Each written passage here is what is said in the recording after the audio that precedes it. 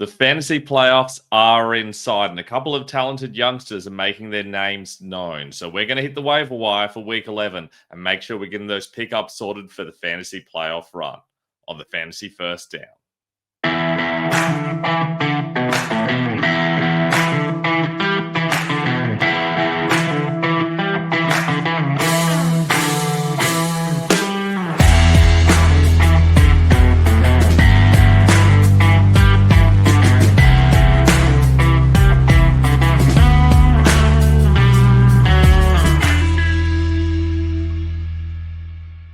I'm Ben Wasley. Welcome to the Fantasy First Down and the Week 11 Waiver Wire Show. As always, if you have any questions, hit us up in the comments below, or you can check us out over on Instagram at the Fantasy First Down or on Twitter at Fantasy First Down with no O. I do answer all questions over there. Plus, if you want to check out my rankings, they'll be up in the coming days over at ffdfantasyfootball.com. But let's get into those waiver wire ads and also a couple of guys you should be dropping for week 11. We'll start things off with the quarterbacks and Joe Burrow. It has been announced likely back for Thanksgiving potentially. That's in a couple of weeks' time. So if you're in those leagues where he has been dropped for whatever reason, absolutely must go and pick him up. It's crazy that he's been dropped in a quarter of leagues. Joe Flacco, in the meanwhile, is available in most leagues. And I do think over the next couple of weeks, he is going to be a good option. He takes on the Steelers, who are generally susceptible through the air next week. I think he is a good streaming option and could even be a top 10 quarterback. JJ McCarthy has looked pretty solid, had some tougher matchups, but gets the Bears this week, and that is a matchup I definitely would risk using him in, especially if I'm in a deeper league and a little bit desperate at QB. And if you're really desperate, well, we've seen that Tua has been surprisingly good the last couple of weeks. He gets the Commanders, who have been awful against quarterbacks of late. I'm definitely risking starting Tua against them. Running back wise, and Aaron Jones has taken back over the lead role. Jordan Mason just couldn't get it done. Jones is the main guy. Now, admittedly, it'll be interesting to see what happens in games where they want to run primarily and not do a lot of passing work, because he is more of a passing down back, and Mason's more of the early down guy if we're going to talk about them in any specific way. But I still think that Jones is the guy you want to own, and he's available in a quarter of leagues, so make sure you go pick him up. Woody Marks did get the vast majority of snaps last week. It does seem like he has finally taken over that lead role. Gets a great matchup against the Titans. He is going to be arguably a top 20 running back in the coming week. Kareem Hunt likely still be the starter for the Chiefs. Not as easy a matchup and certainly well below Jones and Marks, but in most leagues, you do need to have guys who are runners, especially if you've got someone like Jonathan Taylor, who's not playing next week. Hunter is a viable replacement.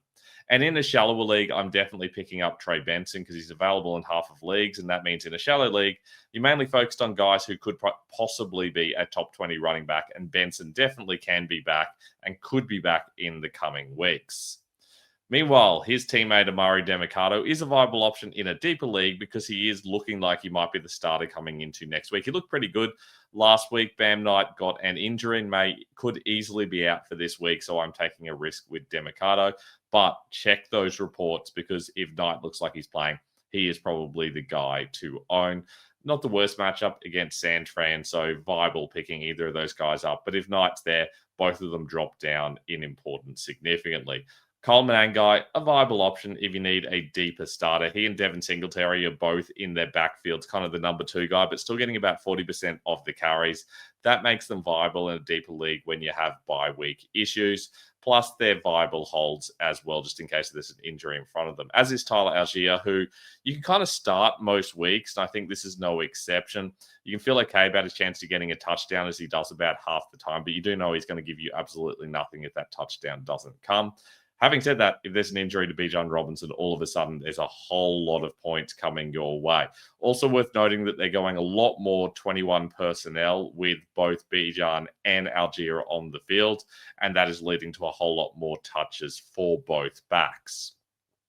And if we go even deeper and talk about stashes, well, Blake Corum remains my favorite guy. In any league, I want him on my roster because if there's an injury to Kyren Williams, all of a sudden Corum's a guy you desperately want. And in games where they're well in front, he's also someone that you can start because he will get plenty of touches. That is not the case this week against the Seahawks. Isaiah Davis, once again, fantastic backup. If Breece Hall goes down, Davis is going to be the number one guy. Emmanuel Wilson, likewise, the guy if we get a Josh Jacobs injury. Plus, he's a very outside starting option this week against the Giants in the game. I think the Packers should win easily, though we saw how much they had to grind it out on Monday Night Football, so I'm not as confident as I otherwise would have been.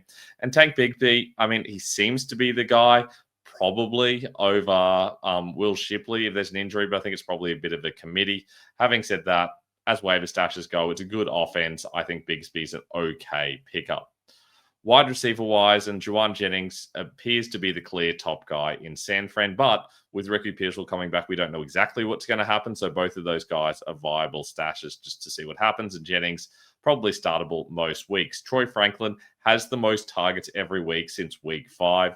He goes against the Chiefs, which isn't the best matchup, but he's the wide receiver 22, and he's available in over half of leagues. What are you guys doing? I don't understand. I've been talking about him for about 2 months. In fact, week 1, I was talking about Troy Franklin. He is definitely someone you need to be thinking about. And Trey Tucker is a wide receiver, top 30 wide receiver on the season. Gets a fantastic matchup against the Cowboys. He's someone I'm fine with starting this week, although I'm not going out of my way most weeks.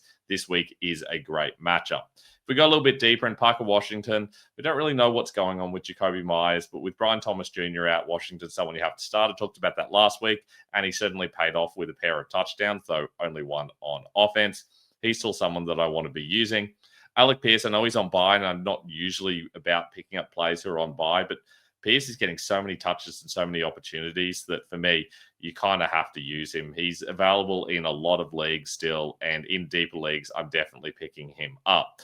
Darius Slayton, similar situation, seems to be getting quite a few opportunities. If Jackson Dart is out for a while, all of a sudden, Slayton's not someone I'm particularly interested in, but he is worth picking up if Dart is playing because they do seem to sling the ball a little bit more when Dart is involved. And Tez Johnson had a pair of touchdowns on the weekend. He is a little bit boom bust. Against the Bills, I can imagine him having an okay game, at least until Chris Godwin or Mike Evans, or both, come back. Johnson is a viable starter in most leagues. If we go even deeper again, Jaden Higgins finally starting to get more touches. Seems to be the wide receiver 2-ish. Still a lot of Xavier Hutchinson. Obviously, you're going to get Nico Collins and also plenty of Christian Kirk. So it's more of a 4-man committee. That does hurt Higgins, but there's some upside there. Had 7 targets and that touchdown on the weekend. I feel like he is someone that's worth keeping an eye on. Hard to know how much of it was Davis Mills coming in and just obviously having that connection with the guy that he would have been on the second team's unit with during the preseason, or how much of it is actually Higgins being the clear number 2 guy. Mac Hollins, over 100 yards, big gain for him over the weekend. I don't know how much the chances are of that moving forward being the case, but while Kayshon Boutte's out, I think that Hollins is someone you can start in a very deep league, and he gets that matchup against the Jets. I feel like that's something you could attack, assuming Boutte remains out. Cedric Tillman is back, gets that good matchup against the Ravens. How much do I want to start him? Not much at all. But he is someone that's worth picking up because the upside is there, especially if Dylan Gabriel can turn things around. And Tyler Lockett, surprisingly good game on the weekend, with someone I talked about in the Streamers and Stasher show as a very deep option. He remains that way because he gets a great matchup against the Cowboys. Wouldn't surprise me if he has a surprisingly big game next week, or it wouldn't surprise me if he's barely involved. It could go either way. Tight end wise, and Theo Johnson continues to get touches. He's been someone who, for the last year or so, has been playing nearly a full allotment of snaps, but with the Malik Neighbors injury, he has been getting a lot more opportunities. Will that continue with Russell Wilson? We don't really know. So if Dart's in there, I feel good about Johnson. If it's Wilson, I worry about this offense and its ability to function, and that certainly hurts Johnson. Kate Otton's a great option while it's just Emeka Ibuka and a whole heap of randoms. But as soon as we get Chris Godwin and or Mike Evans back, as with Ted Johnson, all of a sudden Kate Otton loses value. He was excellent last week, and I feel like he's someone you can feel okay about starting until that changes. Harold Fannin Jr., and David Njoku's come back. It's kind of hurt Fannin a little bit, but he is still the major receiving back. This matchup against the Ravens is one you kind of want to attack for most positions. So I feel okay about using him, but he's not one of my favorite options. And Dalton Schultz, I mean, he does seem to be their number 2 receiving option at the moment, but their wide receivers are getting healthier, and it wouldn't surprise me if they start getting used a little bit more. Having said that, Schultz is still better than most options available. There's plenty of tight ends I'd be dropping to pick up Schultz. Kicker and DST-wise, Tyler Loop, is my favorite at the moment. Got plenty of kicking opportunities last week. I expect that continues this week as well. And Andy Borregales against the Jets. This is a great matchup. They've considered the most points to kickers so far this season. He's available in most leagues for the Patriots. Meanwhile, Texans DST, if they're available in the league, and they might be, they get an excellent matchup against the Titans. They're available in about half of leagues. Plenty of people have been dropping them recently. And the Falcons DST takes on Carolina. They're available in most leagues. Not the greatest of DSTs, but it's a pretty attackable matchup at the moment. Let's talk about guys you can drop. Meanwhile, Kenny Gainwell's been droppable for a while, particularly now they're using Caleb Johnson quite a lot as well. Ja'Cory Krosky-Merrick is likewise in a three-way committee. I'm dropping him. I'm dropping Chris Rodriguez. I'm also dropping Jeremy McNichols. This whole situation doesn't interest me. Zonovan Knight, assuming that injury is serious, is droppable. Might hold on to him for a day or two just to see if we get any reports on that, but he's droppable for me, at least in most leagues. Jaret Patterson, I was interested in him. I thought something might happen after last week where he got a lot more touches. It was kind of in garbage time, and we did know that, which is why I was saying don't start him yet. Just see what happens and see whether he gets more touches again. That didn't happen. Vidal looked fine. Patterson is more of a bit part player, except in a very deep league where kind of all backups are rostered, but it would have to be like a 14-man league for that to really be the case. And Terrell Jennings, similar situation, is Travion Henderson's the main guy. You need an injury to Henderson, and then you need Stevenson not to come back for Jennings to be useful. In the vast majority of leagues, he should be dropped. Shallower leagues, Devin Singletary is someone you can drop, which is a weird thing to say, given I was talking about picking him up earlier. But in a shallow league, you don't really need someone that's just playing a little bit, but really has limited upside. You want the guys with more upside that are playing less. So that makes Singletary droppable. That makes Jordan Mason droppable and Chuba Hubbard droppable. In a deeper league, they're definitely not. You should be rostering these types of backups, but in a deeper league, there are better backups available. You should be getting guys like Blake Corum, etc., unless you desperately need one of these guys to start because you're in big bye week trouble or big injury trouble. Wide receiver-wise, Marquise Brown has been droppable for weeks. Kendrick Bourne just has not been particularly useful of late, and Ricky Pearsall will be back soon, and George Kittle being back has not helped either. Sterling Shepard should have been gone a week or two ago, but had to wait and see what happens. It wasn't pretty. Christian Kirk losing touches because of Jaden Higgins in particular, but also Jalen Knoll getting more involved. Kirk, someone I'm not touching. Darnell Mooney was someone I was picking up in quite a lot of leagues. It's just, I can't do it. It's not going to happen. It's all Drake London and Kyle Pitts and the running backs at this stage. I don't have any faith in Mooney turning things around. It might happen, but in the vast majority of leagues, there's better options available. In shallower leagues, Keenan Allen is someone who interests me. Don't mind the idea of dropping him. Having said that, you could probably sell him to quite a few people who think it's just a bump in the road. Trey Harris getting used in a lot of one wide receiver personnel situations. That's really hurting Allen.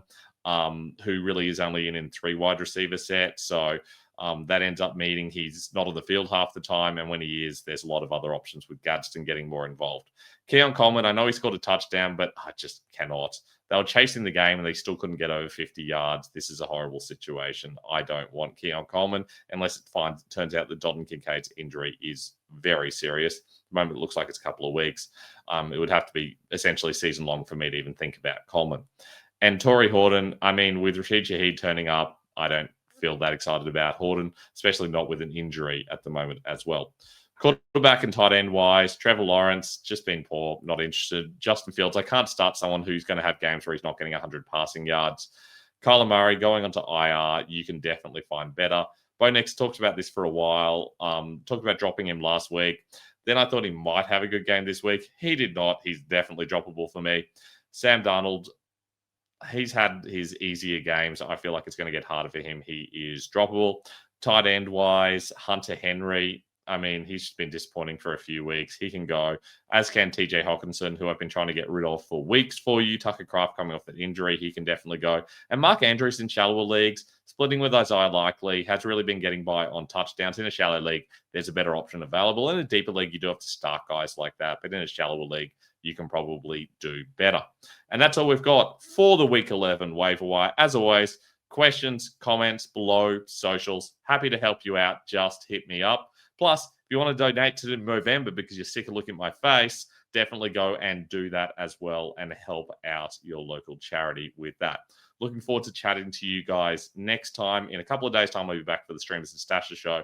I will see you then.